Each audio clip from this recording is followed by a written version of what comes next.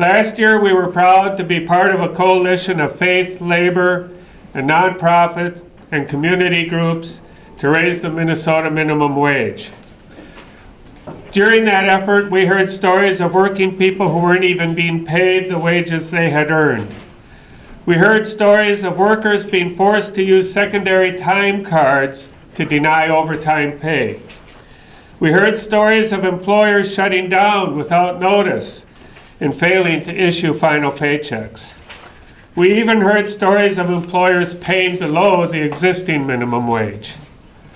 This is called wage theft. The legislation we are proposing sends a clear message to employers who try to cheat their employees out of the wages for which they've worked.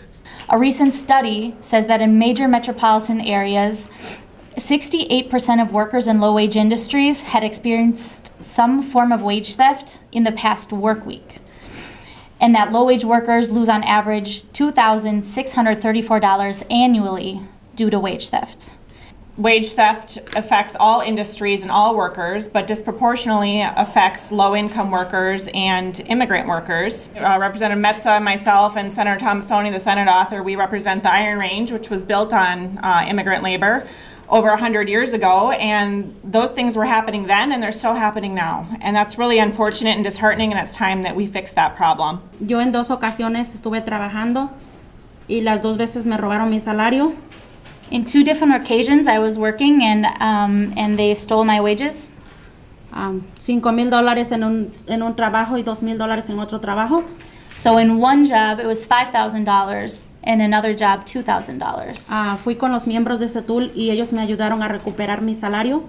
I went for help to the organization Say Tool, and they supported me to win my wages back. Y ahora estoy aquí para apoyar y luchar para luchar y apoyar para la nueva ley y parar el robo de salario.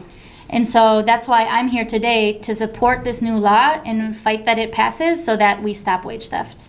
In 2013, the home care agency I worked for, called Crystal Care, ran into financial trouble. When we initially had issues with pay, we were told that things would work out.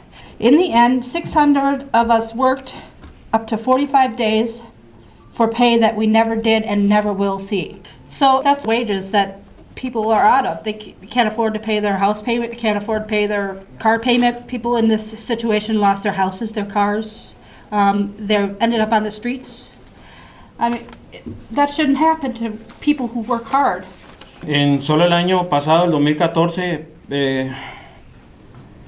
tuve problemas con 3 personas tuvimos problemas con 3 personas que no quisieron pagar los trabajos ya terminados y entregados. So in the year 2014, just last year, I had 3 cases where I had finished a job and the contractor did not want to pay me for the work I did.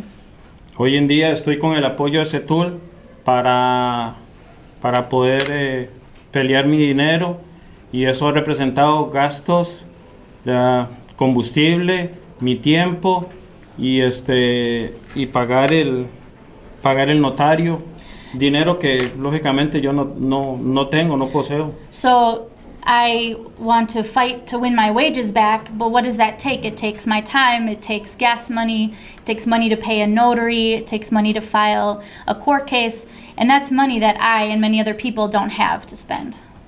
Y por esa razón vengo hoy a apoyar la nueva ley para que personas honradas y trabajadoras, como en el caso mío y muchas personas que están en la construcción. And so that's why I come here today to support this new law, and what's happening today, we put a stop to it.